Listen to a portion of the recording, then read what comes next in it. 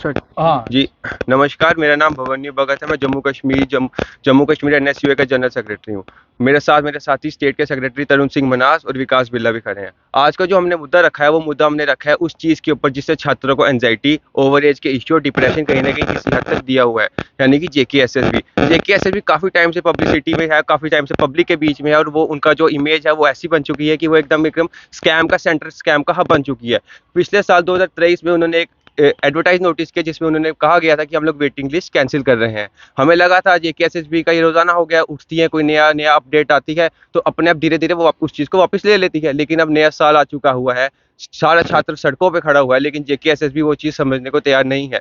उन्होंने उसके बाद जो अपना बयान कर दिया कि हमने इसलिए हटाया है क्योंकि हम लोग एक ट्रांसपेरेंट प्रोसेस करना चाहते थे। हम मेरे को एक बात बताएं कि आप लोग किसी चीज़ को ट्रांसपेरेंट करने के लिए आप वो प्रोसेस ही हटा देंगे। मतलब कल को आप बोलेंगे कि हमने एक स्कैम कैंसिल करना है एग्जामिनेशन से, तो हम लोग कल से एग्जामिनेशन ही नहीं लेंगे। ये आपकी किस टाइप की लॉजिकल रीजनिंग है, ये हमारे समझ के बाहर है। जेकेएसएसबी काफी समय से छात्रों की नहीं सुन रही है। उनकी जो तुगलकी फरमान है, वो जो समझती हैं वो अपने लिए करती हैं। वो एक प्राइवेट एंटिटी की तरह बन चुकी हुई है। अगर कल को मैं इस चीज़ पे हैरान नहीं होगा कि अगर जेकेएसएसबी ने कल एक एडवर्टीजमेंट निकाल दी जिसमें वो बोलेंगे कि हम आगे से पेपर लेंगे ही नहीं, सारा काम बीटिंग पे होगा, ये सीट की वैकेंसी है, आप आइए, इतने पैसे दीजिए और नौकरी ले लीजिए।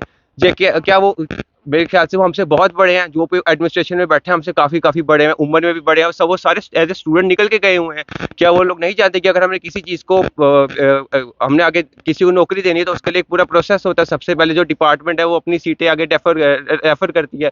उसके बाद फिर वो लोग एडवर्टीजमेंट निकालते हैं, छात्रों को टाइम दिया जाता है फॉर्म भरने का, सब कुछ करने का। लेकिन जेकेएसएसबी उस चीज़ से वाकिफ भी नहीं है। क्या जेकेएसएसबी का ऊपर से जो थिंकिंग प्रोसेस है, प्लानिंग प्रोसेस, वो बहुत स्लो है। मतलब कि हमें जिस चीज़ की ज़रूरत आज है, मतलब किसी डिपार्टमेंट छात्र आज ही चाहिए, तो हम क्या बोलेंगे, नहीं हम उसको जो सीट वैकेंट बची है हम उसको री एडवर्टाइज करके अगले 2 साल के बाद फॉर्म फिल करेंगे। ये कहीं ना कहीं उसकी मानसिकता दिखाती है। शायद जेकेएसएस भी वो भूल चुकी है कि अगर हम समय का सही इस्तेमाल करते हैं तभी किसी इंसान का जो एक भविष्य है वो सुधरता है। लेकिन जो जेकेएसएसबी है वो छात्रों के भविष्य के साथ खेल रही है। तो हमारी जेकेएसएसबी से यही गुहार है कि जितने भी हमारे भाई बहन बाहर रोडों पे खड़े हैं इस मुद्दे के लिए कि जो वेटिंग लिस्ट है वो वापस की जाए, तो उसको लाया जाए, क्योंकि ये प्रोसेस जनाब बहुत बड़ा है।